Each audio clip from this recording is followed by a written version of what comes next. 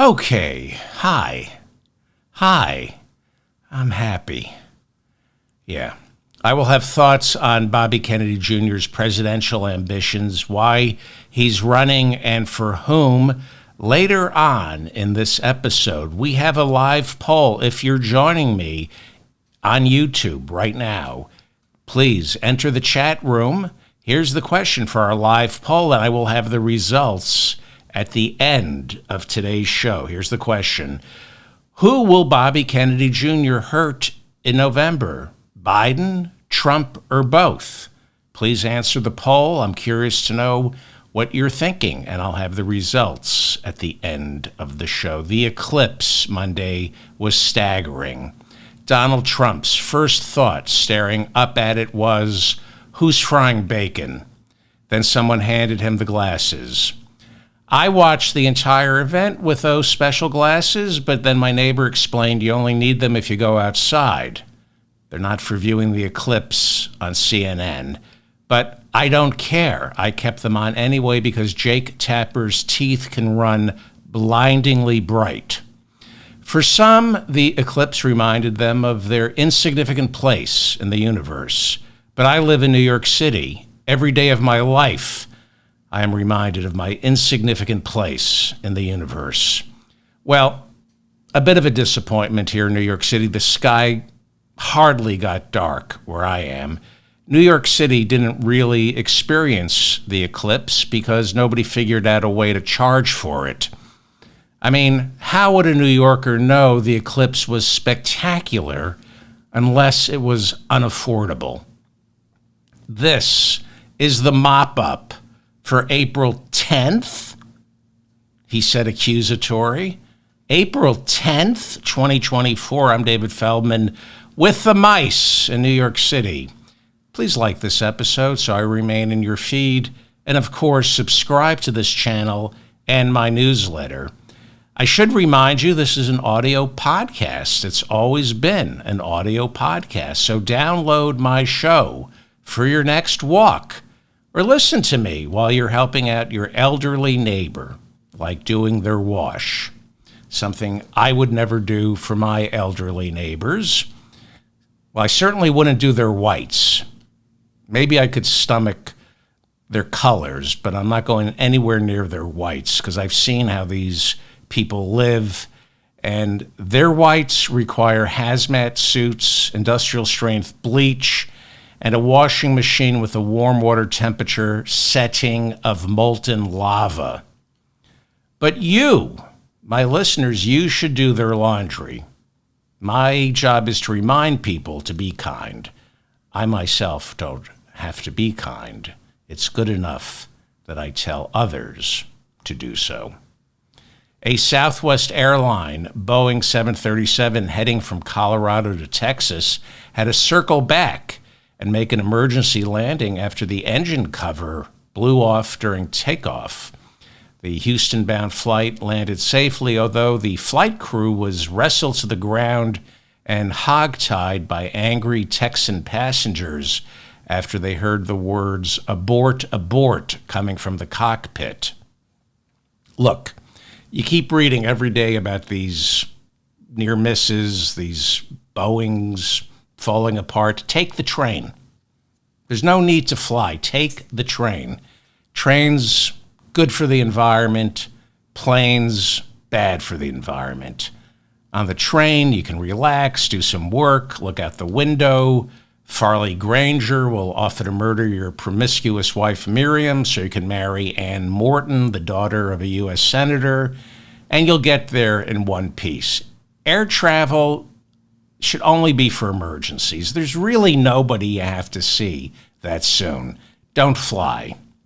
Country singer Morgan Wallen was arrested in Nashville after he reportedly tossed chairs over the balcony of a rooftop bar. An inebriated Wallen had too much to drink and was racially slurring his speech. You might remember Wallen was dropped by William Morris Endeavor, his agent, and suspended by his record company after video surfaced of him using the N-word. But eventually Wallen was forgiven for using the N-word because at the time he was under the influence of country music. I don't know if you've seen the TikTok videos of white people country dancing to Beyonce's Texas Hold'em. They look like someone shoved a toilet plunger up their bums and they're not allowed to use their hands to yank them out. It's not dancing. And cowboys are idiots. Nobody's a cowboy anymore. Stop pretending. The real Marlboro Man died from lung cancer. That's true. Nobody should be rounding up cattle because nobody should be eating cattle. You should all be on a plant-based diet. These idiots, they say, well, cowboys and raising cattle, it's part of our nation's heritage. Yeah, so is slavery. Cows, it's over. It's 19th century. It's over. Cowboys, cowgirls, it's done. Dairy is bad for you. Red meat is bad for you. Cows are belching up deadly greenhouse gases like methane, and so are the people eating them. 660 gallons of water are required to make one Big Mac. You eat a Big Mac, you're killing cows, the planet, and yourself. Grow up. Country music is stupid.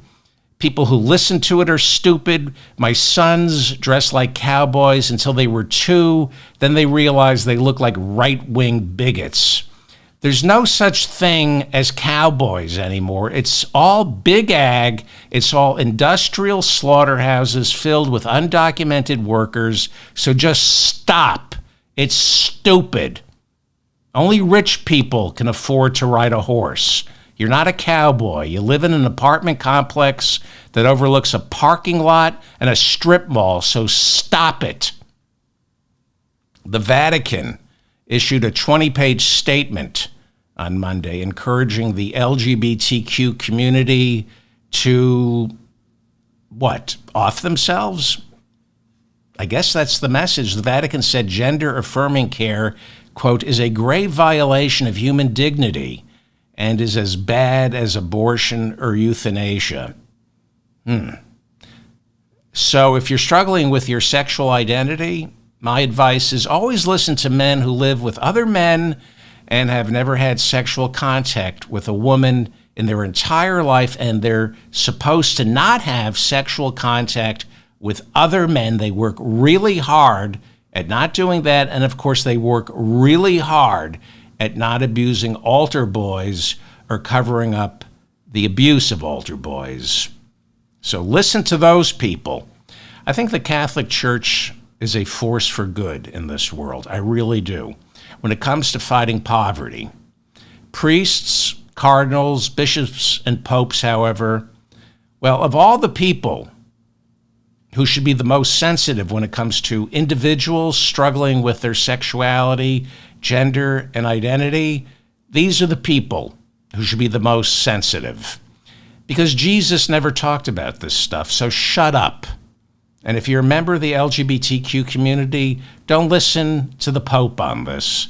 Listen to your heart and your penis or your vagina or both. You're right, and they're just not wrong on this. They're violating the core teachings of Jesus Christ. I know this to the core of my very being. Every shred of DNA inside me tells you you're not wrong. The Catholic Church is on this. Unless you're a rapist or a child molester, whatever you feel is normal. Whoever you want to be and be with is normal. God doesn't make mistakes. Unless you're into kids, rape, non-consensual sex, God isn't judging you. Men who are really effed up in the head are. Really screwed up men in robes, gaudy jewelry, and funny-looking hats are judging you. Gender-affirming care is between you and your doctor. Don't listen to anybody except your heart, your penis, your vagina, or both. Especially do not listen to your closeted gay Republican friends or closeted gay church leader. You are right, they are wrong. You are right and they are wrong. Don't rape, don't kill, don't hit, don't punch, don't be mean. That's all you have to do in this life. Be kind, trust your heart and your genitalia, and turn your music down. That's all I want. Just turn your music down. I don't care what you're doing or who you're doing it with. Just turn your music down so I can hear it. I live in an apartment building, and it's chicken shit to blast your music so I can't listen. Turn your music down. The American Library Association issued a report this week saying that book banning in America is at an all-time high. Not at an all-time high, book reading, probably at an all-time low. You know, it's not the hardest thing to do, banning books in America. That's like banning vegan sausages in New Orleans. 4,240 books were banned in 2023. That's a 65% increase over 2022. These are Republicans banning books. Now, the same people who bemoan the cancel culture, the same people who claim their First Amendment rights are sacrosanct, whenever they get caught using the N-word, or when they get caught telling people to march on the Capitol and destroy it, Trump's lawyers say, it's his First Amendment rights. But these are the same people who carry on about, the censorious cancel culture and call themselves champions of freedom of expression. They're the ones who are banning books in our schools and libraries. The number one book getting banned is entitled Genderqueer. This is according to the Wall Street Journal. The number two book getting banned, All Boys Aren't Blue. Number three is This Book is Gay. You see a pattern here? Moms for Liberty is one of the most vocal champions of book burning or banning. Founded in Florida like 3 years ago, it accuses librarians of being groomers. It has a long history of tweeting out accusations that teachers and librarians are grooming children, either to become gay or to be molested. I strongly urge you to watch Scott Pelley from 60 Minutes interviewing the founders of Moms for Liberty, and he asked them, what do you mean calling librarians groomers? And they had no answer. These are idiots, these women. They just know, change the subject. If you don't want to answer a question, change the subject. But he wouldn't let go of it. He kept asking, why are you calling librarians and teachers groomers? They refused to answer. One of the founders of Moms for Liberty is Bridget Ziegler, and she was forced to step away from Moms for Liberty a couple of months ago when Moms for Liberty, which the Southern Poverty Law Center labels an anti-LGBTQ hate group, discovered that Bridget Ziegler often engaged in lesbian sex while her husband, then chairman of the Florida Republican Party, watched and then tried to participate. He, the husband, was eventually accused of rape. Those charges were dropped, but now he faces charges of video voyeurism, filming an adulterous sexual encounter he had without the woman's permission. In the Church of Feldman, we say love the sin, hate the sinner. Now, it's not just books about the LGBTQ community these idiots want banned.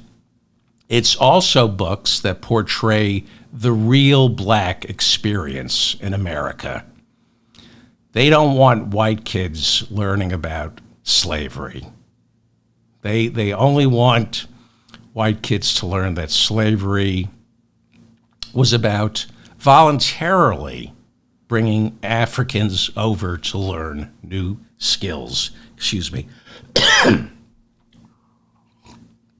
Getting over a cold. That's what they're teaching in Florida. They've banned critical race theory, and they're teaching kids that Africans were brought over to America to learn new skills. like, I won't even make a joke. I had something, I'm not going to say it. People like Florida Governor Ron DeSantis want to ban any books that make white children feel guilty for slavery. So we're seeing a lot of books like The Color Purple or anything by Toni Morrison getting banned, and of course, To Kill a Mockingbird. But you know what books aren't getting banned in Florida or Texas? The Protocols of the Elders of Zion, Mein Kampf, or Mike Huckabee's autobiography. Those are just fine. They're not worried about kids reading Mein Kampf. No worries. Moms for Liberty, DeSantis, Governor Greg Abbott in Texas, they insist it's all about making sure parents have more say in their child's education. Yes, let's have the least educated people, the most illiterate people in America, decide what books children should and shouldn't be reading.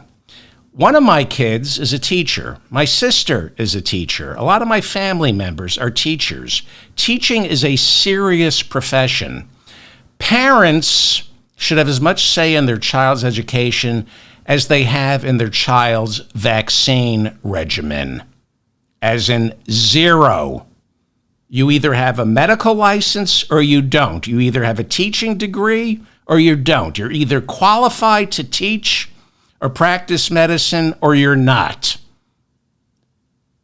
For 2 centuries here in America, the law has been when your kid turns 5 or 6, the state says, stay away from your child for 8 hours, 5 days a week, so we can reverse all the garbage you planted in their brains. But what we now have in Florida, Texas, Tennessee are incredibly stupid, uneducated parents who are too ignorant to help their kids with their homework. So the only contribution they can make is telling the schools what shouldn't be taught.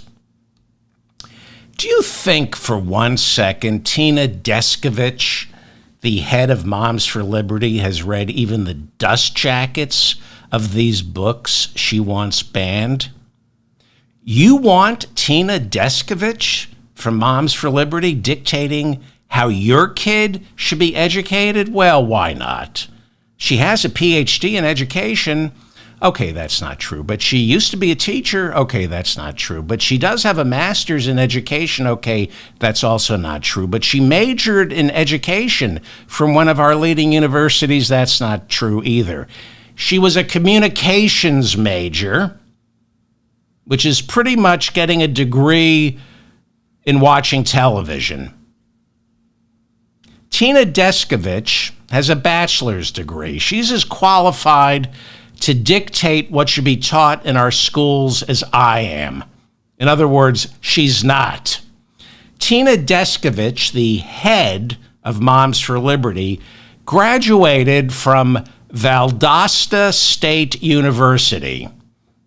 I mean, as long as we're being judgmental here, okay? Not to take anything away from anyone who attended Valdosta State University, and not to take anything away from the graduates of Valdosta, except for Tina Descovich. Let's face it, she has a bachelor's degree in communications from Valdosta University. Moms for Liberty, not exactly John Dewey or Horace Mann. I think they should shut up about how our kids should be educated. Tina Descovich has a degree in communications from Valdosta University. There she is on C-SPAN, communicating, but educated? Steeped in book learning? I think not. How many books do you think Tina Descovich reads in a year? Oh, I don't know, anywhere between a quarter of a book to maybe half a book. I'd say a good year, she reads half a book. She certainly hasn't read any of the books she wants banned or she has banned. This is who's dictating what your kids can and can't read. Tina Descovich, co-founder of Moms for Liberty, who has a communications degree from Valdosta State University. As long as we're being judgmental, if you're going to judge my sexuality, if you're going to judge what books we can and can't read, you went to Valdosta University. U.S. News and World Report, Tina Descovich, ranks colleges and universities. And these colleges and universities take the U.S. News rankings very seriously. It's bullshit, but so are the Moms for Liberty. So let's have at it, right?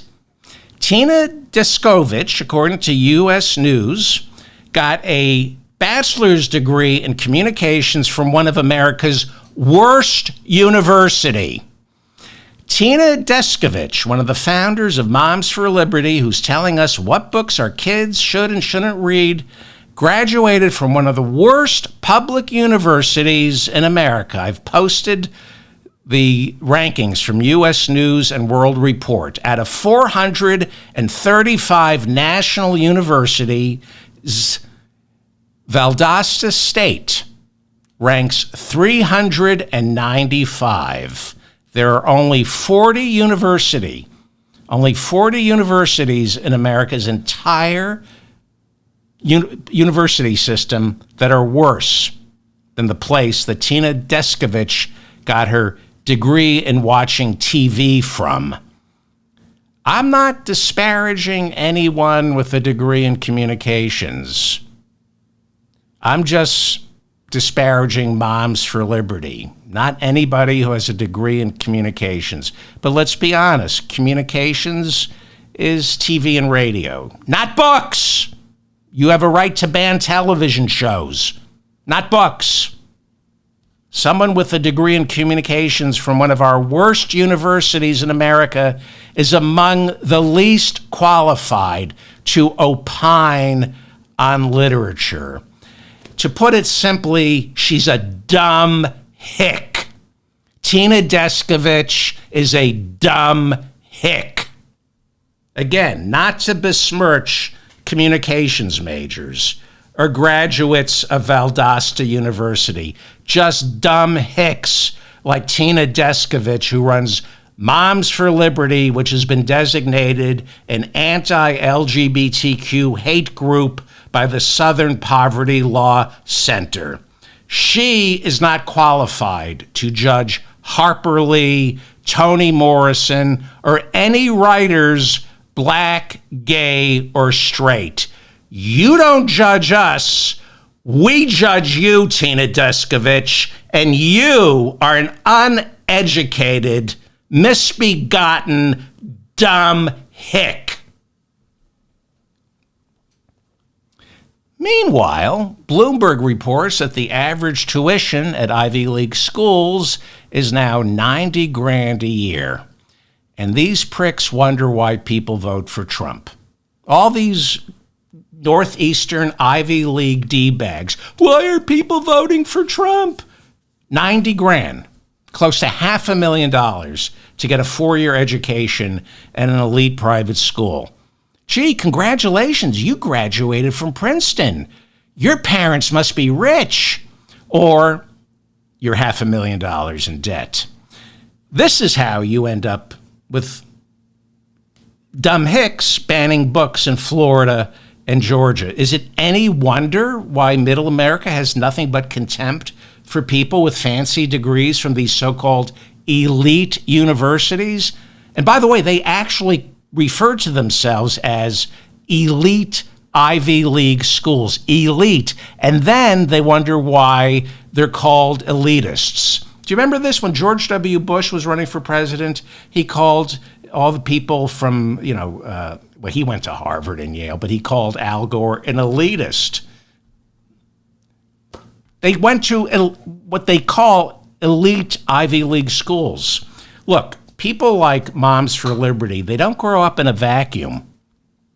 And that's why elite private schools like Harvard, Princeton, Yale, Columbia, Stanford, they should just be broken up They're monopolies. Harvard, with its $60 billion endowment, that's an antitrust case waiting to happen. It should be broken up into 10 separate universities and forced to open. There should be, Harvard should open up a school. I'm being serious. Arkansas, West Virginia, North Dakota. We don't need elite private institutions in California and the Northeast. We got enough of them.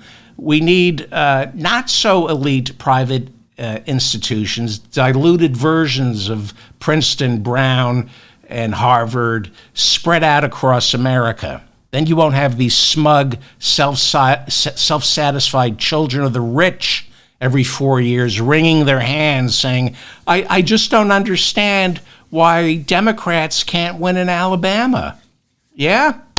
Spend some time in Alabama, you elite, privileged, snot-nosed punk. So why did Trump crawl out of the primordial ooze back in 2015? And by primordial ooze, I mean Trump Tower. Why? Why did he come into being politically? Because 7 years after Congress bailed out the banks, too many Americans couldn't afford college, health care, or rent. And the bankers who crashed the economy, we all know this, instead of going to prison, they ended up getting bonuses with our tax dollars. They got bonuses with our tax dollars. That's where Trump came out of. And Biden gets that. And because of Biden and Bernie, mostly because of Bernie and Elizabeth Warren, Biden gets it and the Democratic Party is finally getting it. It's been almost a year since the Supreme Court overturned Joe Biden's executive order forgiving hundreds of millions of dollars in student debt. Since then, Biden has done an end run around the court, working with the Department of Education, finding ways to forgive as much as $146 billion in student debt for nearly 4 million Americans. He's also made it easier for Americans to pay back their loans, cutting interest rates, bringing monthly payments for nearly 1 million Americans down to $100 a month. And this week, President Biden is traveling around the country promoting his new plan to reduce student debt for anyone earning less than $120,000 a year. People who owe student loans could see their outstanding balance reduced by as much as $20,000 automatically, no applications. Just one day they'll wake up and their debt, their balance will have been reduced by as much as $20,000 because he's ordering the Department of Education to forgive late fees and accrued interest. Biden gets it.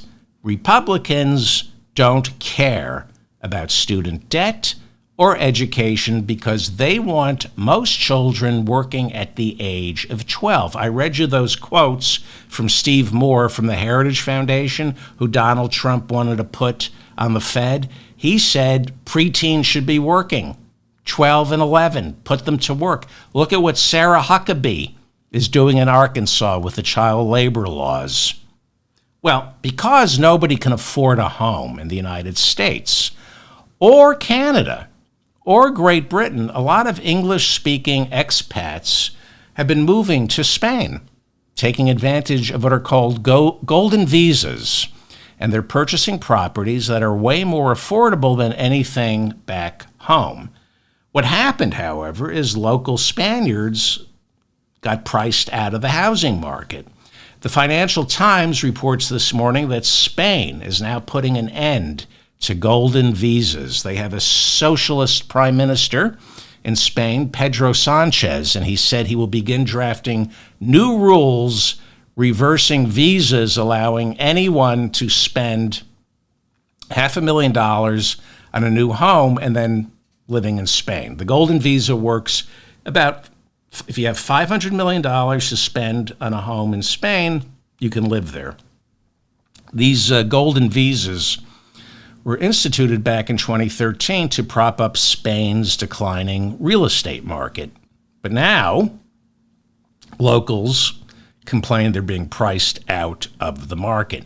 Ireland and Portugal also had golden visas to prop up their failing real estate markets, but they've since shut them down. The EU frowns on golden visas, saying they are used by corrupt foreign leaders to launder ill-gotten gains. Meanwhile, CNBC reports that there is now a record number of American cities where the typical home is worth $1 million. 550 cities here in America now boast that the typical home there costs $1 million. $1 million. You could buy 2 bachelor's degrees from Princeton for that kind of money. And I do mean buy. I would never hire anybody who graduated from one of these elite Ivy League schools. You think they're going to do an honest day of work for you? They're so busy looking for the next lily pad to hop onto. I would never hire anybody who went to an elite private school. I can't just keep working for you. I was born to do great things. No, your parents had $500,000. Go F yourself. Seriously, you want to hire someone who will actually do the work? Forget anyone with a degree from an elite private school. When I go to the doctor, the first thing I want to know is where they went to school. Where did you go to med school? Because I would never put my life in the hands of any doctor who graduated from Harvard or Columbia, Yale. They will kill me and then tell everyone it was my fault. I will say this in defense of Donald Trump. He never attended an elite private college. I know he has a degree from Wharton, but he never attended. Good news for you MAGA morons, stupid enough to buy stock in Trump media.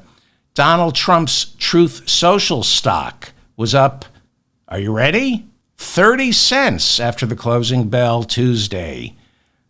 But Truth Social, the Trump's media stock, plunged 10% on Monday. It closed at 37, down from the mid to high 70s when it first began trading 2 weeks ago. It is currently the most shorted stock on Wall Street. Trump Media lost nearly $60 million last year. It pays no dividends. Its price-to-earnings ratio is negative 63. Its PE is negative 63. Okay? In other words, one share of Truth Social or Trump Media costs, for some reason, $37. With a negative price-to-earnings ratio, it has a price-to-earnings ratio of negative 63. That means for every share of Trump Media, the company loses $30. Do you understand? That's how PE ratios work. To put it another way, each share of Trump Media based on earnings is worth negative $30. That's why it is the most shorted stock on Wall Street. Just for comparison, Meta, which used to be Facebook, okay? Meta pays $2 in dividends per share. Trump Media pays $0 in dividends. Meta, Facebook, its price-to-earnings ratio is a positive 34. It currently sells for $515 a share, which means each share of Meta or Facebook is earning $15 in profit. You own one share of Facebook, that represents $15 of profit.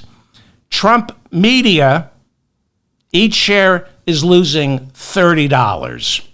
So how is Donald Trump able to claim that his stake in Trump Media is several billion dollars? How is this possible? Well, how is anything possible with Donald Trump? As I reported on Saturday's show, the Financial Times reported that the auditor Trump hired to vouch for Trump Media, to shepherd its public offering, that auditor has been banned from doing business in Canada and, according to regulators, is one of the most dishonest auditors on Wall Street. Read the article in Financial Times. Trump media auditor has faced repeated criticism from regulators. Forbes reports this morning that the value of the Trump media stock, down nearly 50% since its offering, has wiped out close to $3 billion in wealth on paper for Donald Trump. In little under 2 weeks, Trump lost about $3 billion on paper. And that's exactly where this stock belongs, on paper, right next to my puppy's crap. Devin Nunes is the CEO of Truth Social, and according to the Washington Post, despite Truth Social, Trump media losing $58 million last year, Devin Nunes earned a salary of $750,000. And this year, his salary got bumped up to $1 million a year. Plus, he has 115,000 shares of the company, which are worth today $4 million. But by the time Devin can sell the stock, it will be as worthless as he is. Nunes was on Fox News Sunday and said, yes, the company is losing money. Yes, the auditors don't see it turning a profit in the foreseeable future. But then he smiled and he said, but retail investors love us. He was literally bragging that Wall Street has never seen so many small-time retail investors buying up Trump media stock. He said it like this is a good thing.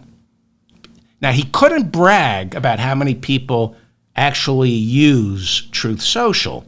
That has become proprietary information. Nobody from Truth Social will tell us how many users they have. Nobody knows how many people actually are on Truth Social. But Devin Nunes is bragging that people are buying the stock. The stock is more popular than the actual product. Why? Because it's a meme stock. Trump fanboys are buying it up to show support for Mein Führer. But this stock is going to come down to earth, and it's going to be worthless.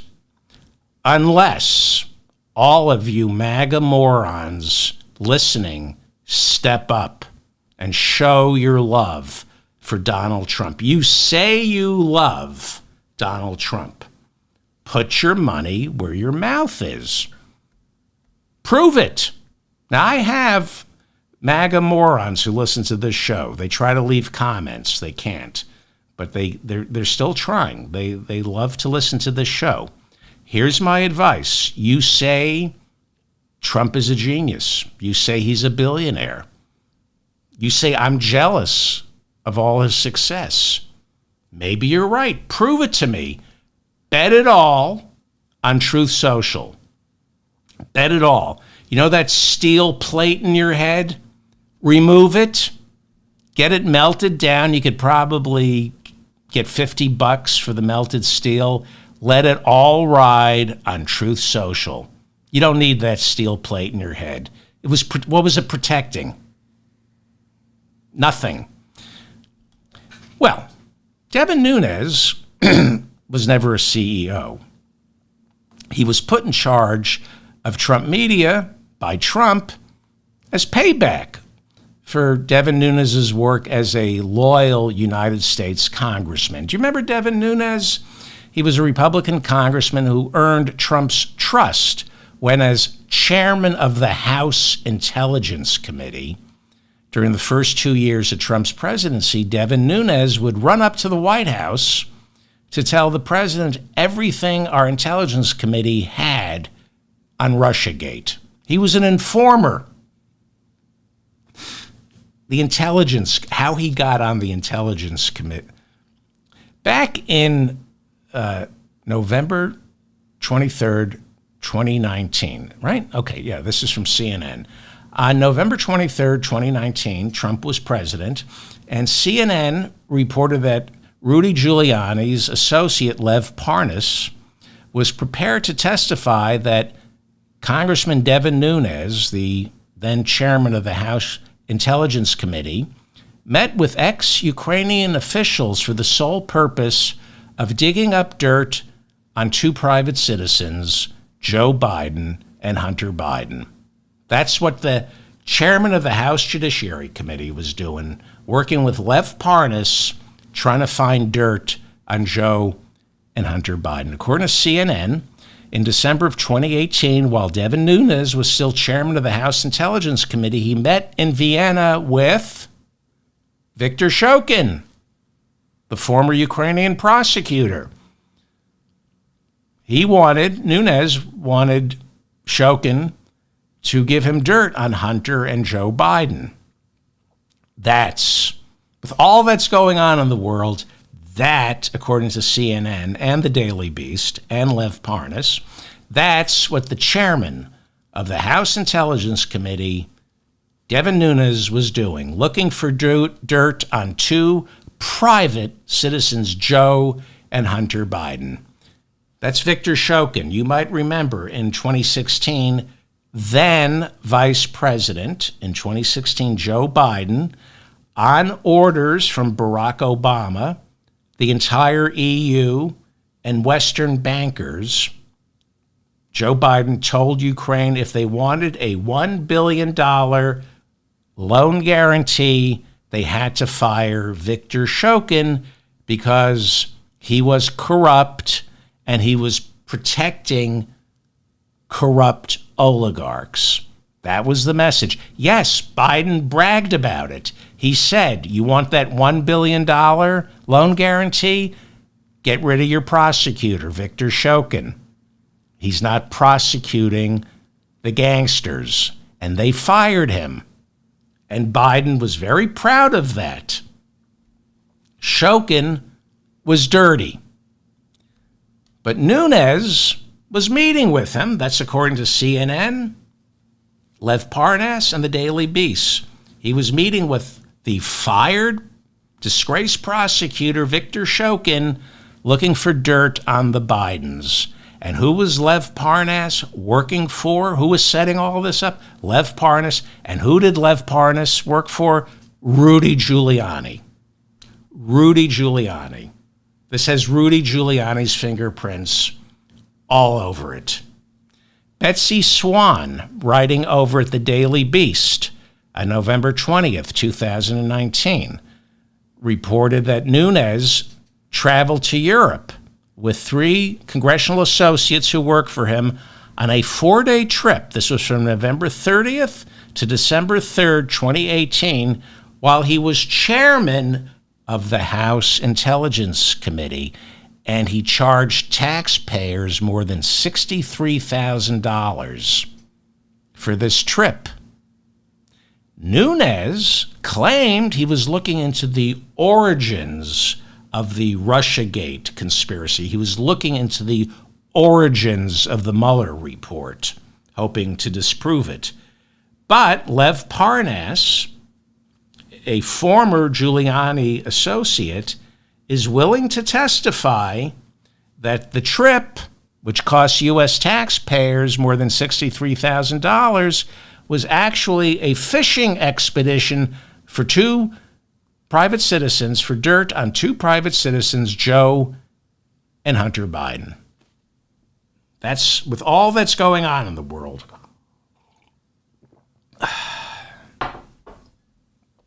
And now, Donald Trump is paying Devin Nunes $1 million a year to run Trump media into the ground.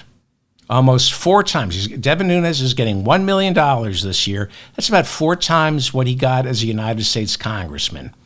He's getting paid to run a phony, pump and dump social media stock. And that's exactly how it works in Washington. That's how it works in corporate America. First you do the favor, then you wait a couple of years, and a job that pays $1 million where you're paid to just sit around doing nothing, that job mysteriously comes your way. On Friday, somebody set fire to the vestibule outside Bernie Sanders' Senate office in Burlington, Vermont, and on Monday an arrest was made. Federal police arrested a 35-year-old California man after he matched the description of the man seen in surveillance video squirting lighter fluid and then setting it on fire. He was later apprehended inside a Burlington, Vermont La Quinta late Sunday after first barricading himself behind the door of his room. No motive has yet to be determined.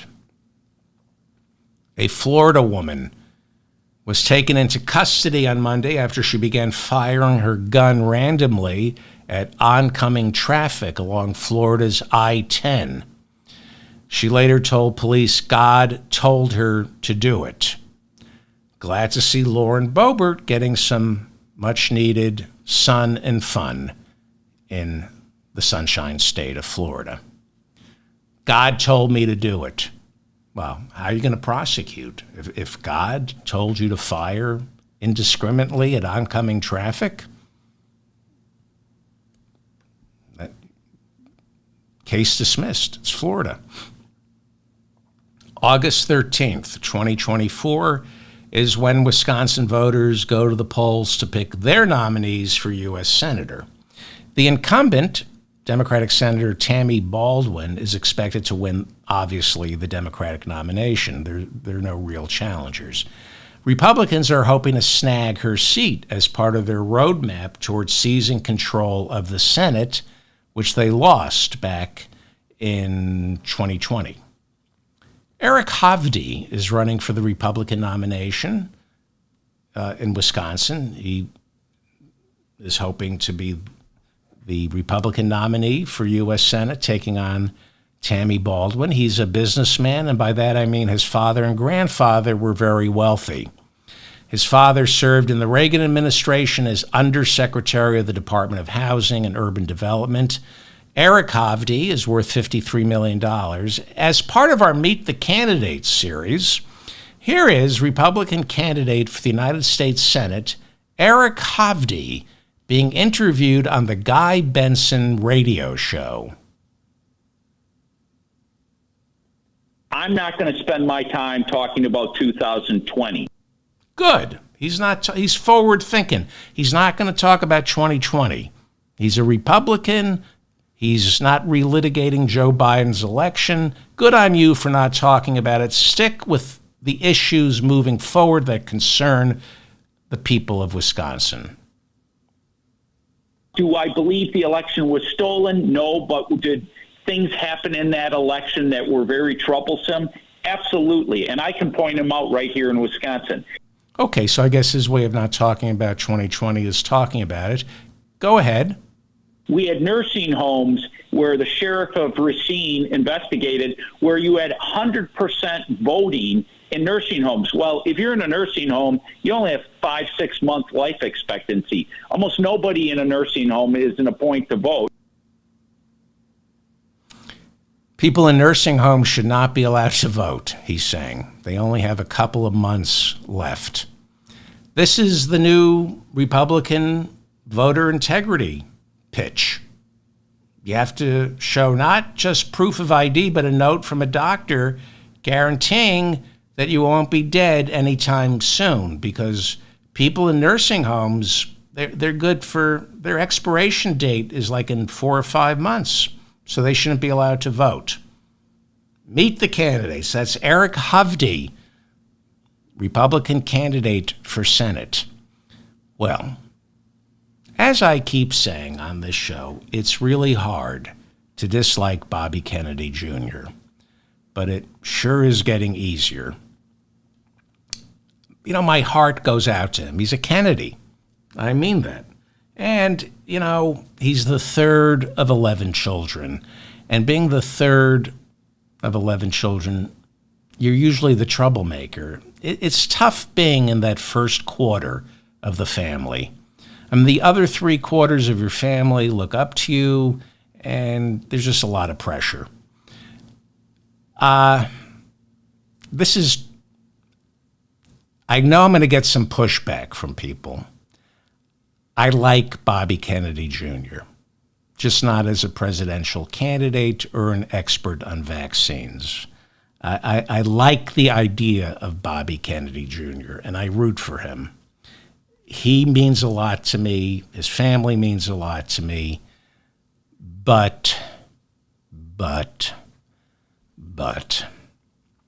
Rita Palmer is the Kennedy campaign's state director in New York.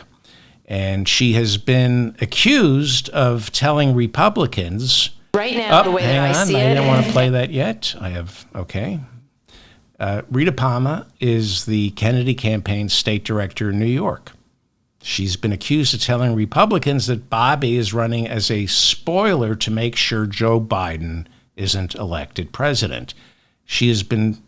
We've heard that she's been telling Republicans that the reason Bobby is running is to make it easier for Donald Trump to win. And that's really hard for me to believe.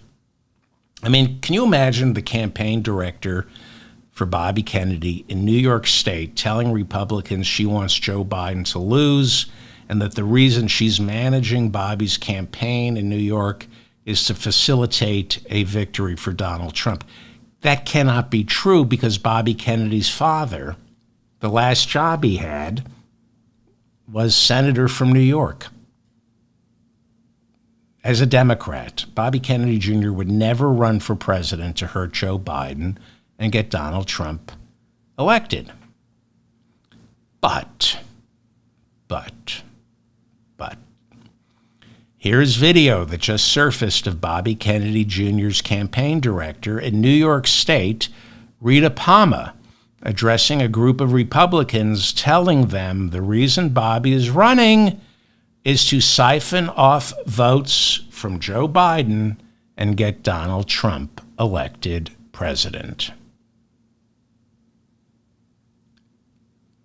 Right now, the way that I see it, and, things I guess will change over time because you do have to only pick one candidate at the end of the day.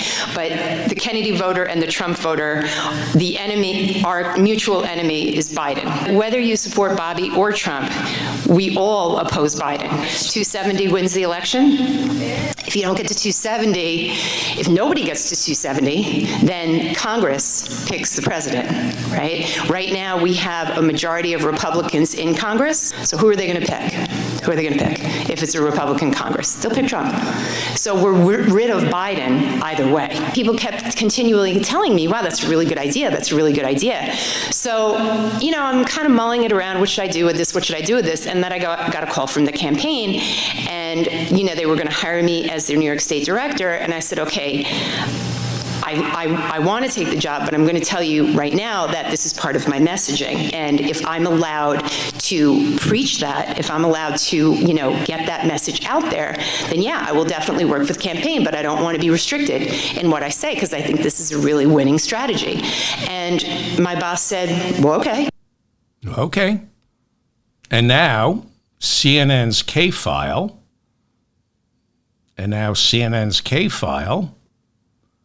do we have it? Is it going to drop? There it is.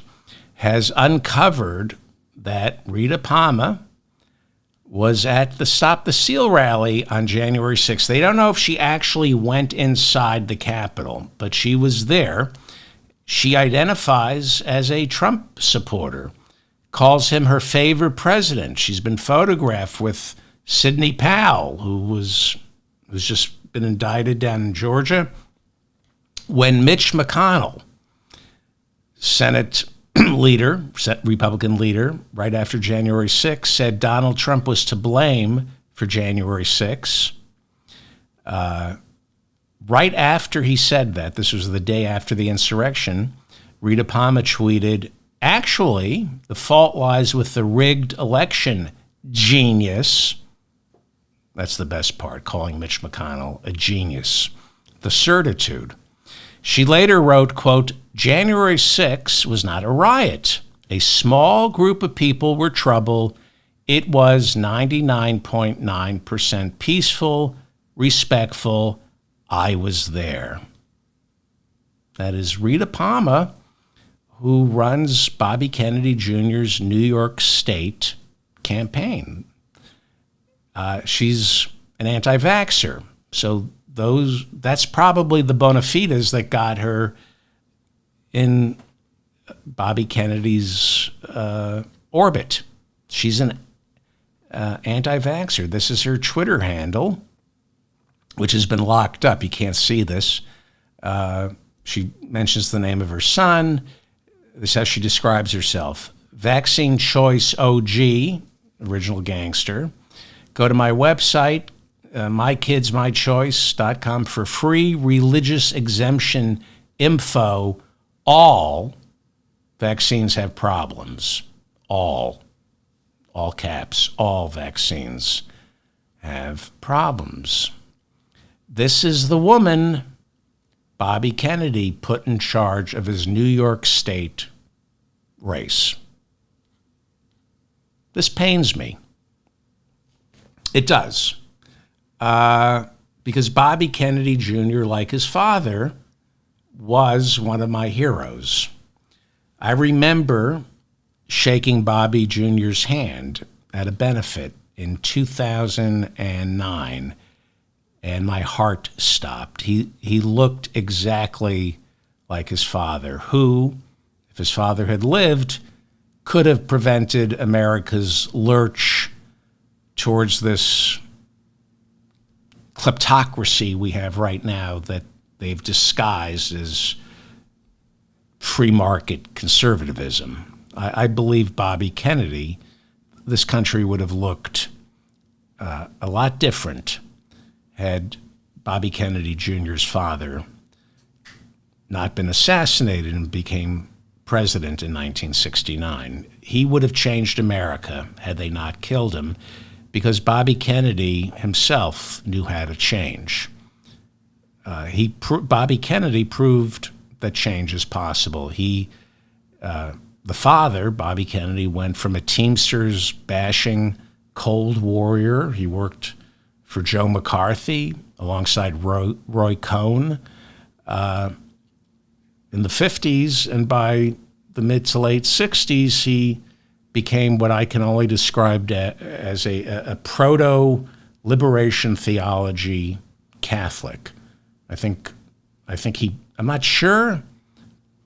I think he predates liberation theology, but he marched with Cesar Chavez. He traveled to the poorest parts of Appalachia. This is in his final couple of years. And almost like Princess Di, he would hold American children in Appalachia with bloated bellies so the world could see the depths of poverty here in the richest country this planet has ever known.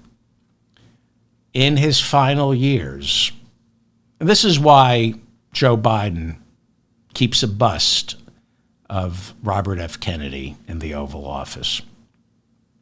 In his final year, in his very last year, 1968, Bobby Kennedy proved that all of us can change. He served in his final year as one of Martin Luther King's staunchest allies, the same Dr. King whose phones Bobby ordered the FBI to tap when Bobby served as our nation's Attorney General. Bobby, when he was in his brother's White House, wanted America to fight the North Vietnamese. And as late as 1967, as a New York senator, he was still supporting America's involvement in Vietnam. But then he listened to the protests, and on March 16th, 1968, after Lyndon Johnson decided not to run for re-election because of Vietnam, Bobby Kennedy, on March 16th, 1968, declared his candidacy for president. Is that also the Tet Offensive? I think the Tet Offensive started on March 16th, I'm not sure.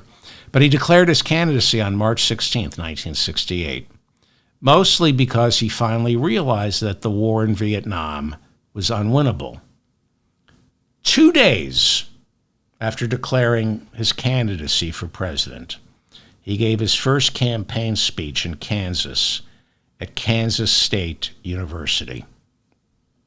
This was March 18th, 1968. The colleges were erupting over Vietnam. Bobby opened his first presidential campaign speech in Kansas at Kansas State. I cannot believe, I read this, I could not believe it. He opened his first presidential campaign speech in Kansas at Kansas State University with a quote from the progressive news editor William Allen White, who once said decades before, and he quoted William Allen White, a progressive editor from Kansas, and he quoted, this is how he opened his campaign, quoting William Allen White. This is what he said. If our colleges and universities do not breed men who riot, who rebel, who attack life with all the youthful vision and vigor, then there's something wrong with our colleges. The more riots that come out of our college campuses, the better the world for tomorrow, unquote. That's how Bobby Kennedy opened his speech, his first speech, campaign speech for president. Then he turned to Vietnam and said, quote, I am willing to bear my share of the responsibility before history and my fellow citizens. So he's taking blame for his policies in Vietnam. He goes on to say, but past error is no excuse for its own perpetuation. Tragedy is a tool for the living to gain wisdom, not a guide by which to live.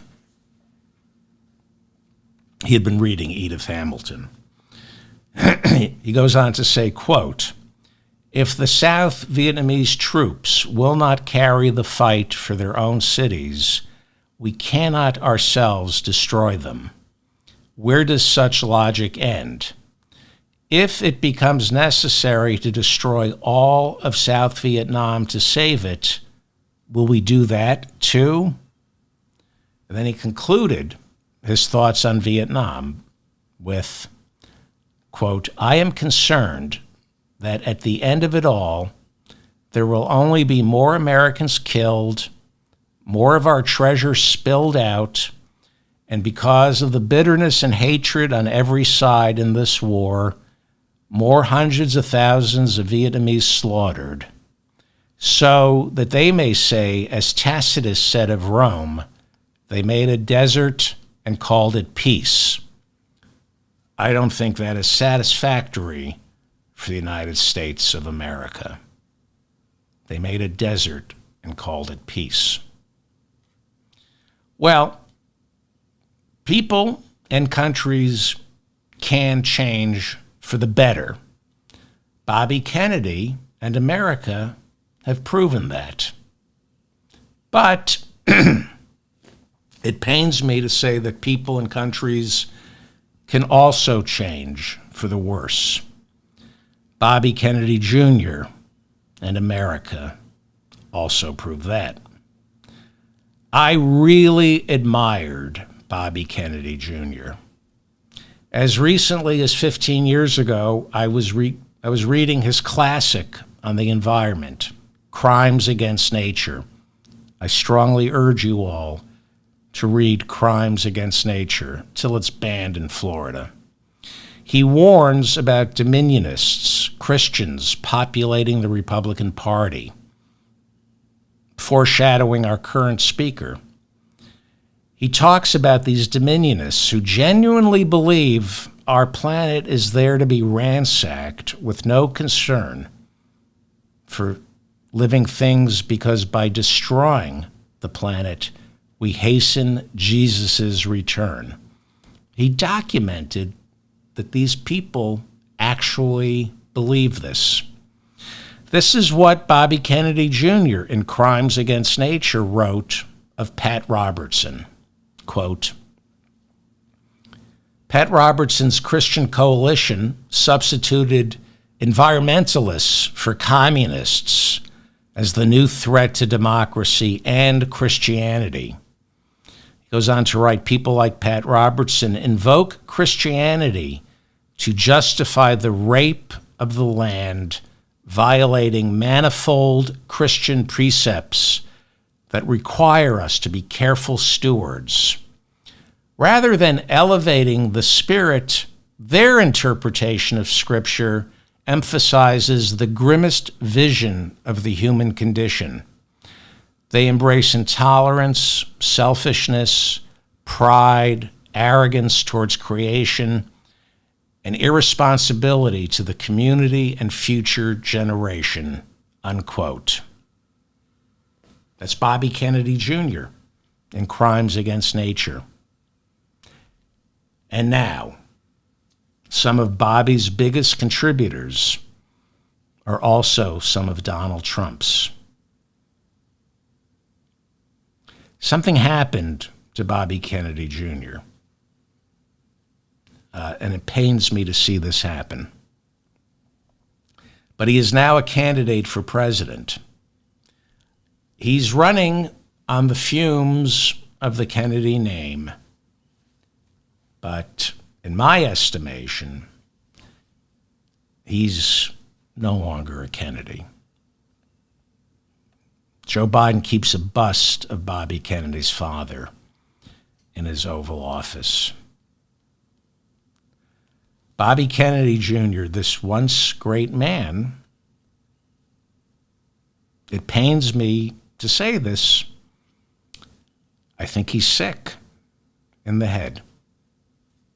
And it saddens me to say that. There's no vaccine yet for mental illness, but even if there were, Bobby wouldn't take it. Since before Iowa, Donald Trump has been wishing abortion would go away. It won't. Biden won Arizona, which shocked Trump. And thanks to the Arizona Supreme Court on Tuesday, abortion is going to be on the ballot in November. This is exactly what Donald Trump did not want. The Arizona State Supreme Court just upheld a 160-year-old abortion ban that Arizona reinstated almost 2 years ago, right after the Supreme Court overturned Roe versus Wade. So this is where it stands in abortion in Arizona. If you're a woman, abortion is pretty much illegal. It's a ban, I believe, that's even more draconian than the one that imbecile Ron DeSantis passed in Florida. I'll get to Florida in a second. When abortion is on the ballot, as it's now going to be in Arizona, as it's going to be in North Carolina, once reliably red states turn blue. We saw voters last year in reliably red Ohio vote to enshrine a woman's right to choose when that proposition was on the ballot.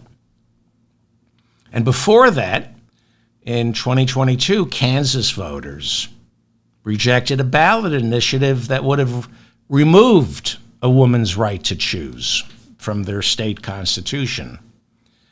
Being opposed to abortion is a losing message for Republicans, and Donald Trump knows that. In the lead up to the Iowa caucuses, Donald Trump was already turning on the evangelicals, calling them ungrateful, saying, "What do you want from me? I gave you the 3 justices who overturned Roe back in 2022, but that's not good enough." He wants abortion to go away. He wants to run on the migrants. If abortion is on the ballot, women are going to turn out. Men are going to turn out. and they're going to stick around and vote for Joe Biden. Last week, Florida Republicans were delivered a setback after the state Supreme Court upheld that imbecile Governor Ron DeSantis's 6-week abortion ban. Does anybody know they're pregnant before 6 weeks? The court then gave the go-ahead for pro-choice activists to put a measure on the ballot in Florida in November, and the ballot initiative calls for guaranteeing a woman's right to choose. Republicans did not want it on the ballot in November, and the Supreme Court said, nope, it's on the ballot. So Republicans are all in on abortion. Trump is trying to walk them off the ledge, and the Democratic National Committee sees an opening. They because of this, they now think Florida is in play. North Carolina might be in play because of abortion and because of Lieutenant Governor Robinson, the Republican who's running for governor. He's a gay-bashing, Holocaust-denying bigot. So the Democratic National Committee sees an opening. Last weekend, they blanketed Florida highways with billboards reminding voters that Donald Trump is responsible for overturning Roe. It was his 3 justices who did it. And I've gotten some MAGA morons who said, why are you blaming Trump? He wasn't president when the court overturned Roe v. Wade. It was his 3 justices. So this election is quickly turning into exactly what Donald Trump doesn't want it to be, a referendum on abortion. Democrats haven't won Florida since Obama in 2012. Because of abortion, they now think they have a shot, which is why Donald Trump moved to the middle Monday and said abortion is a states' rights issue. He basically echoed the Dobbs decision, saying it was up to the individual states to decide when or if a woman can terminate her pregnancy. Not good enough for his lapdog, Lindsey Graham, who summoned the courage to challenge Mein Fuhrer. Lindsey has been pushing for his national 15-week abortion ban because who knows more about accidental pregnancies than Lindsey Graham? I mean, who is more in touch with the struggles women and men face when, caught in the heat of passion, they inadvertently conceive a child, one they're not yet ready for? Ladies' man Lindsey Graham can talk to people about this. He's been there. Who better to tell a woman what to do with her body than a man who's never even seen one? When Trump said he opposes Lindsey Graham's national abortion ban, Lindsey said, and I quote, "I respectfully disagree." Trump, he respects. A woman's choice, not so much. But this is what makes Republicans such a diverse party. It's a big tent party. There's room for everyone. There's room for men who think women shouldn't be allowed to have an abortion after 15 weeks. There's room for men who believe the states should be allowed to ban abortion as early as 6 weeks. And there's room for men who agree with North Carolina and Arizona, who believe abortion should be outlawed completely. There's room for all types of men when it comes to banning abortion. You could say Republicans are the real pro-choice party because men have so many choices when it comes to abortion. 15 weeks, 16 weeks, or never. This is how you win elections. Donald Trump, who goes on trial next week for paying hush money to a porn star who he had unprotected sex with only weeks after Melania gave birth to their son, Donald Trump said the abortion hardliners are wrong and he's right. And yes, Stormy Daniels said he, Donald Trump, had unprotected sex with her, a porn star, because there's no way he could ever bring an STD home to Melania, having unprotected sex with a porn star. Porn stars are all virgins. What a husband. Your wife just gave birth to your son, and you go out and commit adultery with a porn star without a condom. Now, I'm going to assume, and we'll find out because she's going to testify, the trial starts next week. I'm going to assume, even though this was pre-COVID, Stormy Daniels wore a mask to protect herself from Trump's sulfuric stench. Could anyone have sex with Donald Trump not wearing a mask? Anyway, Donald Trump, who had unprotected sex with a porn star only weeks after Melania gave birth to their son, he said Republicans who are hardliners on abortion are committing, quote unquote, political malpractice. Trump said, and I quote, what he said of abortion, quote, Democrats love this issue, and they want to keep it going for as long as Republicans will allow them to do so. Kind of like Trump and the migrant crisis. This is what it gets down to. If this election is about the phony migrant crisis, Republicans will do better.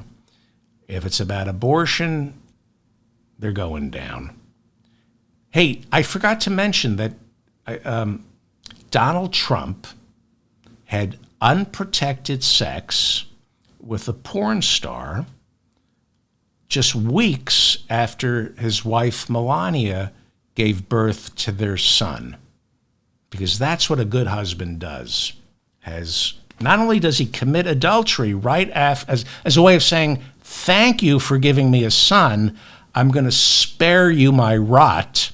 You don't have to have sex with me. I'm going to outsource your discomfort. That's what a generous man does. And I'm going to have unprotected sex. Because that's what a responsible new father does, to thank his wife for going through the pain of childbirth, bringing me a son. I'm going to have unprotected sex with a porn star. What a man. What a man. Anyway, he's saying no 15-week abortion ban. He's against it. And we should listen to him because he's a good Christian. But a lot of Republicans don't like this. Lindsey Graham, Mike Pence, Donald Trump's vice president. Well, he called Trump's opposition to the 15-week abortion ban, quote, a slap in the face. I think that means he doesn't like it. A slap in the face for Mike Pence. It's hard. That could make him hard.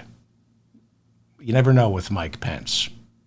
I'm going to assume he means a slap in the face in a bad way. I do think when Trump slaps him in the face, it makes him hard. We trash Mike Pence, but he did say he won't be voting for Donald Trump in November because of that little disagreement they had about January 6th. Do you remember this? Trump thought Mike Pence should be hanged, and Mike Pence respectfully disagreed.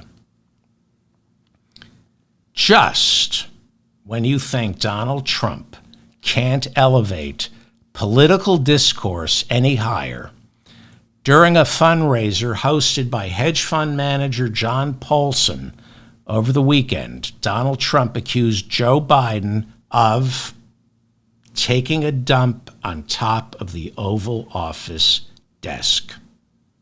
I'm sorry, I'm just reporting the news. Vanity Fair and the New York Times both report that Donald Trump addressed a room filled with billionaires and called them the best people in the world. Then Trump warned, and I quote, "This could end up being the last election America ever has." Yeah, if you're elected. He then accused Biden. I wish I were making this up. He then accused Biden of literally taking a dump on the Resolute, the Oval Office desk. You know, even if Biden did take a dump on the Oval Office desk, it would still smell better than when Trump was in there. I'll take a Biden dump on the Oval Office desk over Trump's breath any day of the week.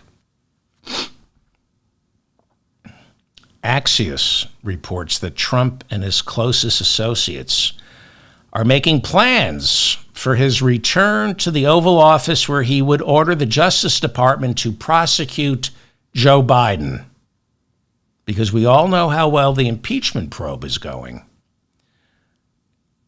Axios spoke to someone very close to Donald Trump who guaranteed that everything the Biden Justice Department is doing to Donald Trump, the Trump Justice Department will do to Joe Biden.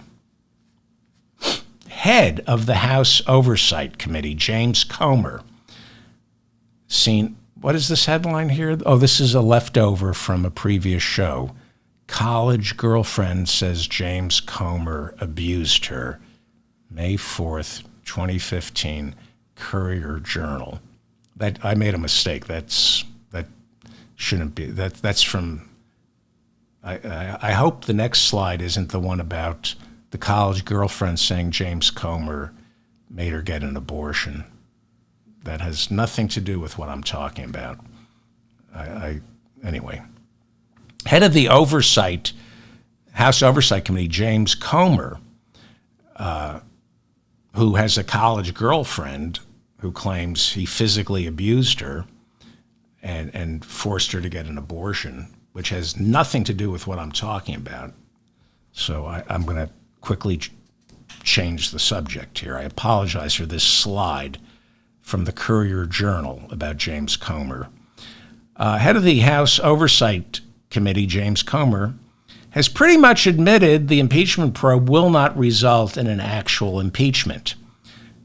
But he says Republicans plan to make a criminal referral to the Justice Department. Now, a criminal referral is non-binding. It's kind of ceremonial, like the job of the vice president on January 6. But since Republicans can't impeach Biden, there's no evidence, a criminal referral will be a sign of respect to Donald Trump. Comer's said he doubts Biden's Justice Department will act on his criminal referral, but he said you can be certain a Trump White House will. And what is the evidence that Biden committed a crime for him to be prosecuted? The evidence is Donald Trump currently faces 4 separate criminal trials, and Republicans must distract. That is the evidence. For example, you might remember that Donald Trump is on trial for violating the Espionage Act in Miami. He's on trial for violating the Espionage Act for the way he withheld classified documents from the FBI and then waved top-secret war plans with Iran in front of complete strangers at his Bedminster, New Jersey golf club. You've heard the tapes. Look at this. This is a plan to invade Iran. Just waving war plans. I actually think that's one of the many perks to being a member of the Bedminster, New Jersey golf club. You get a choice of tee times, a discount at the clubhouse restaurant, and a glimpse of Middle East invasion plans. Anyway, Joe Biden, like Mike Pence, accidentally took home some classified material. Merrick Garland, to look fair, asked Robert Hur, a Republican, to serve as special counsel to look into Joe Biden's mishandling of classified documents. And if you remember, Hur couldn't find anything. He said, I can't prosecute. And then he added, I am a Republican, and I wouldn't mind being appointed Attorney General when Trump becomes president. So I know I'm not supposed to say this, but Biden's memory was faulty, and the reason I'm not prosecuting is partly because a jury would feel sorry for him. Well, of course, the Republicans jumped all over that. Aha! The president is senile. We need to hear the audio tapes of Joe Biden being interviewed by the special counsel, Robert Hur, so we can re-edit those audio tapes, take everything out of context, and make it sound bad when it really wasn't. Merrick Garland, our Attorney General, said, no, you can't have the tapes. And so the Department of Justice will not hand the tapes over to the impeachment probe. So now Republicans are threatening to hold Attorney General Merrick Garland in contempt of Congress. The only problem is the guy who prosecutes contempt of Congress charges is Merrick Garland. And we all know that one of the three leaders of the House probe, Jim Jordan, was subpoenaed by the January 6th committee. They want to know what he talked about with Donald Trump in the hours leading up to January 6th, during January 6th, and after January 6th. And Jim Jordan refused to answer the subpoena. But Merrick Garland didn't prosecute him for contempt of Congress. That would be Jim Jordan, chairman of the House Judiciary Committee, who had unprotected sex. He took the bar exam and failed. Couldn't pass the bar. Never passed the bar. The head of the House Judiciary Committee, Jim Jordan, I don't know if I ever mentioned this before, but Jim Jordan, Republican chairman of the House Judiciary Committee, never took the bar, failed the bar exam. Says he never took it because that's why you go to law school. Melania came out of hiding to greet billionaires who showed up at Donald's fundraiser over the weekend, hosted by hedge fund manager John Paulson. Donald Trump gave a speech where he thanked everyone for their money and then talked about border issues and asked why America can't get immigrants from nice countries. Nice. He said, why can't we get immigrants from nice countries? He said, why do they all have to come from Mexico and Central America? Not so nice. Why can't we get immigrants from nice countries? That's what he literally said. And by nice countries, he said Denmark. He meant Denmark. He said, why can't we get immigrants from nice countries, from Denmark? Why can't we get immigrants from countries that are white? That's what he said. I've been telling you the migrant crisis is imaginary. And now ABC News reports what I've been telling you all year. Migrants, despite what Donald Trump and the Republicans insist, migrants are not creating a violent crime wave, and there is no violent crime wave. Crime has gone down since Joe Biden became president. Crime spiked when Trump became president, and not just because of all the crimes he committed. As I keep reminding you all, in the blue cities, in every single blue city that the sadist governor of Texas, Greg Abbott, every city that he shipped migrants to, The crime rate went down after the migrants arrived. That's a fact. According to ABC, the National Academy of Sciences says that U.S.-born American citizens are 2 times more likely to get arrested for violent crimes than migrants and immigrants. ABC says U.S. citizens are 4 times as likely to be arrested for property crime. Does that surprise you? If you look at the people desperately trying to get over the border, these are children, mothers, fathers.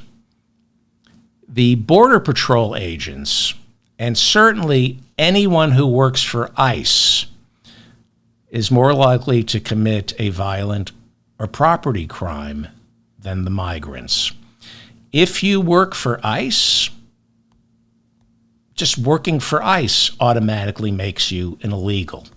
ICE violates international treaties every day and American immigration law every day. ICE is an illegal paramilitary organization. And if you work for ICE, you're a bad person. And people say, well, I know people who work for ICE and they're good, but you cannot be a good person if you work for ICE. You round up children, put them on planes, send them, you're bad. We make choices in life. If you work for ICE, you're part of a criminal organization, and that automatically makes you a sadist. ABC reports what I've been telling you all year. Homicides spiked during the Trump administration. Before COVID, from 2019 to 2020, there was a sharp rise in murder when Donald Trump was president.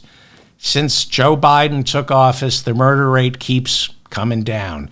They're expecting for 2024, they're expecting murder to plunge by 20% this year. Trump is lying about the migrants. He's lying about Biden being soft on crime. Trump is not just soft on criminals, he is one. And think about how sick, how debased our politics has gotten. The guy going on trial in 4 separate criminal courtrooms, the guy found guilty last year of raping E. Jean Carroll, is running as the law and order candidate. Then again, the first Republican to run as the law and order candidate was Richard Nixon, who, had it not been for Gerald Ford's pardon, would have spent the rest of his life in prison. Next Monday, Donald Trump sits in a New York City criminal courtroom on trial for forgery and defrauding the government after he allegedly hid hush money payments to porn star Stormy Daniels, the woman he had unprotected sex with only weeks after his wife Melania gave birth to their son. And yet, not only is Donald Trump considered the law and order candidate, he's also running as the evangelicals' favorite son. Trump is their favorite son, more so than Jesus. If you asked the evangelicals, who do you trust more, Trump or Jesus? It would be Trump by a landslide. And Trump doesn't respect Jesus for the same reason Trump doesn't respect John McCain's war record. Jesus got caught. I like my messiahs who beat the rap. Trump's lawyers filed a motion for the judge to delay the trial. Asked why, they said because Trump has more money from his MAGA morons to spend on legal fees. So Trump is now, the judge said no, it's happening on Monday. Voir dire. I love that term, voir dire. Starts on Monday. That means jury selection. It sounds like a Yiddish expression, voir dire. How are you feeling? Voir dire? but it's not Yiddish. Trump is now suing the judge because that's how you ingratiate yourself to the guy who holds your destiny in his hands. Sue the judge and trash his daughter. That's why the judgment in that civil fraud trial was so low. Really knows how to. Anyway, jury selection will begin Monday, and the judge issued guidelines for what questions both sides can ask of prospective jurors. In his 17-page ruling, Judge Mershon said jurors cannot be asked if they like Donald Trump. This is Manhattan. We already know the answer to that question. They hate Donald Trump. Lawyers for Trump fought for the right to ask that question, but the judge said it's irrelevant. Doesn't matter whether or not they like Trump. Jurors can be asked if they donated to Trump or attended one of his rallies. They will be asked where they get their news from and will be asked to check the following boxes. This is true. The New York Times, USA Today, the New York Daily News, Huffington Post. What is this? The early 2000s, the Huffington Post. CNN, MSNBC, the Wall Street Journal, the New York Post, Newsday, the Washington Post, Fox News, Newsmax, MSN. I guess that would be Microsoft News, and Truth Social. Jurors will also be asked if they ever supported or belonged to the QAnon movement, the Proud Boys, the Oath Keepers, the Three Percenters, the Boogaloo Boys, or Antifa. The trial is expected to last 6 weeks. Trump faces 34 first-degree felony charges of falsifying business records. Each charge carries with it a possible but unlikely 5-year prison sentence. And then there is the $175 million bond that Donald Trump posted last week in the New York State civil fraud trial, which he lost. To refresh your memory, Trump lost that trial and was fined $500 million. Under New York state law, Trump is allowed to appeal the ruling, but he must post that $500 million fine so it can be placed in an escrow account where it will sit until he's exhausted the appeals process. If the ruling is upheld, he loses the $500 million. If it's overturned, the $500 million is returned to Donald Trump. If you remember last month, Trump's lawyers complained, said the multi-billionaire doesn't have the money. They said they couldn't find anyone to post a bond for him. On appeal, Trump's bond was reduced to $175 million. So, to be clear, when Trump loses on appeal, he still has to turn over $500,000. The bond that he put up is only $175 million. A donor named Don Hankey from California posted the $175 million bond for Trump. Don Hankey, one of the companies Mr. Hankey owns is Knight Specialty Insurance, and Knight Specialty Insurance posted the bond. Supposedly, the way these things work is when Trump loses, Mr. Hankey's bond goes directly to the state of New York, and Trump then has to pay Mr. Hankey's company, Knight Specialty Insurance, $175 million plus interest. And then Trump still owes the state of New York the remainder of the fine, which comes to $325 million. That's how it's going to work. But now, New York State Attorney General Letitia James, who filed the lawsuit, has demanded a hearing on the nature of the bond. And she wants proof that Mr. Hankey's company, Knight Specialty Insurance, can actually cover the $175 million when Trump loses. Mr. Hankey who posted the bond, is worth $7 billion. He earned his fortune loaning money to people with bad credit. You know, like Donald Trump. There's now reason to believe that his company that he used to lend Trump the $175 million, Knight Specialty Insurance, may not be fiscally sound. Letitia James, the New York State Attorney General, is worried that Knight Specialty could possibly default on the bond. At least that's what she's concerned about, as is the judge in the case, Arthur Engoron, who issued the fine, and he's called a hearing on April 22nd to get to the bottom of how exactly this $175 million bond was funded. So there are problems with this bond. Investigative reporter Jose Pagliari, writing in the Daily Beast yesterday, says the $175 million bond that Donald Trump posted, quote, is even shadier than it looks. Jose Pagliari, writing over at the Daily Beast, says that the issuer of the bond, Knight Specialty, isn't licensed in New York and has not been audited by any state entity to prove it can actually deliver the money if Trump loses on appeal.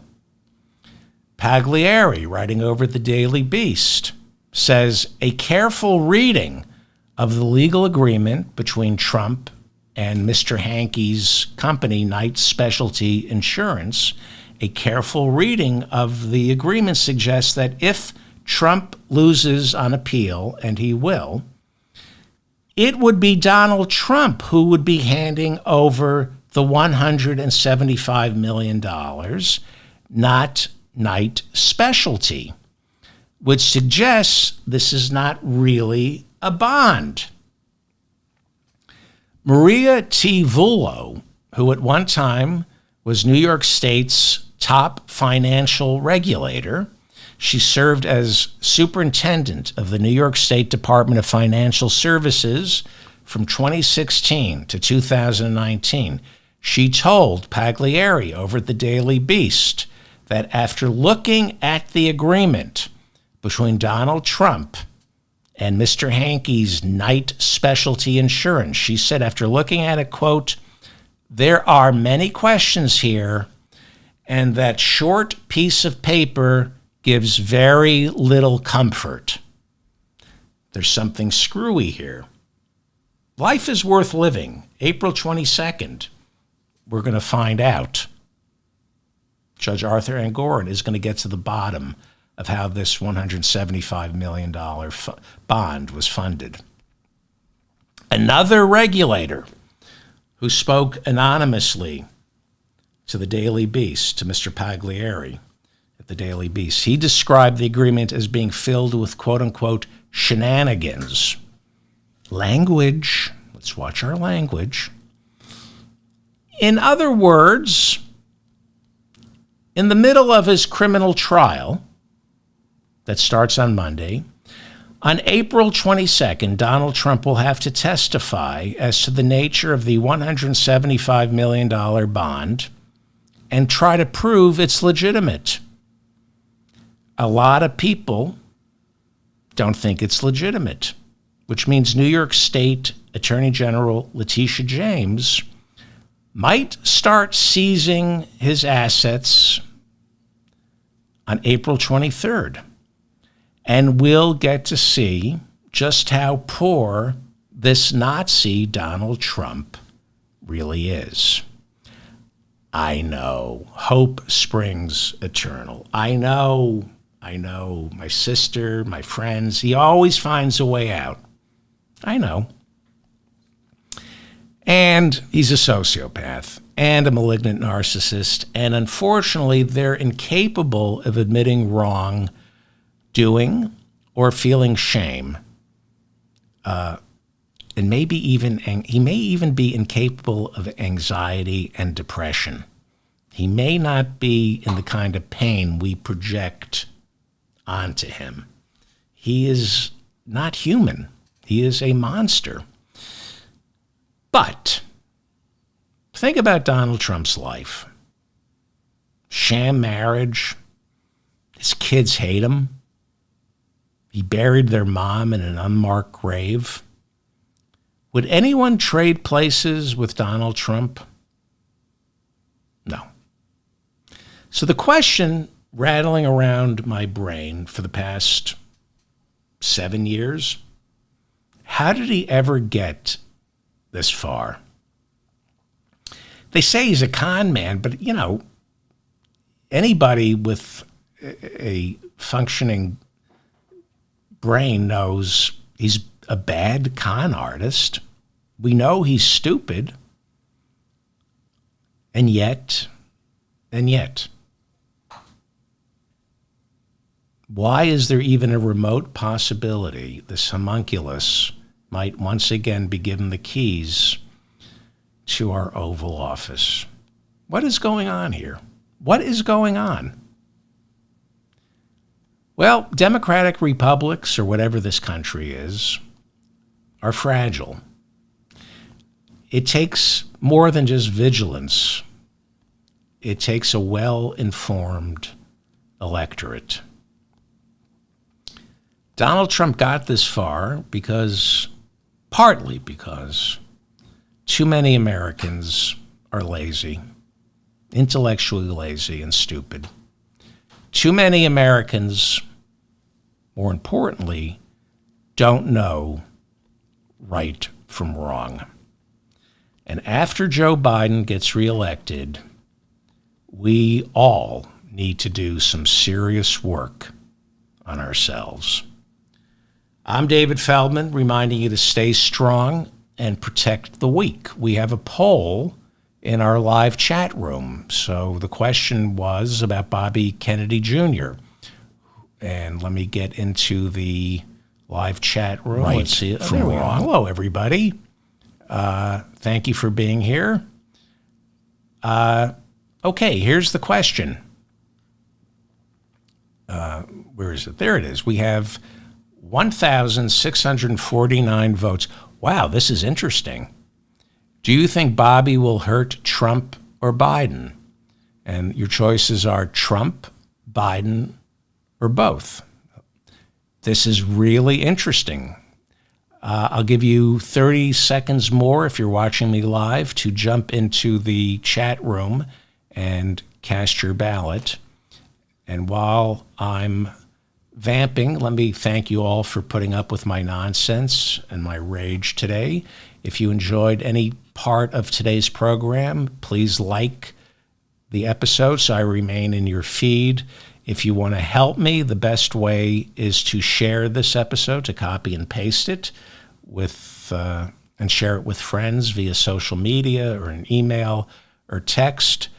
Subscribe to the channel and subscribe to my newsletter. Okay, I'm gonna stop the poll. We have 1,678 votes. Do you think Bobby Kennedy Jr. will hurt Trump or Biden? And your choices are Trump, Biden, or both. This is the closest poll we've ever had. 32%. Oh, now it's changed. People are still voting. Hang on. Okay. Now it's changed. 31%. In third place, 31% say he'll hurt both. 32% say he will hurt Biden. Thank you, Jen James. 32% said he will hurt. 2% said he will hurt Biden, and 36% say he will hurt Trump. That's 1,705 votes. Okay, I'm going to end the poll right now so the people in the chat room can see it. Somebody just, I never thank the people who send me super chats. So thank you, Jen James. JJ, I think that covers everything. Thank you all for putting up with my nonsense. I'll see you all, I think, Thursday night. Bye.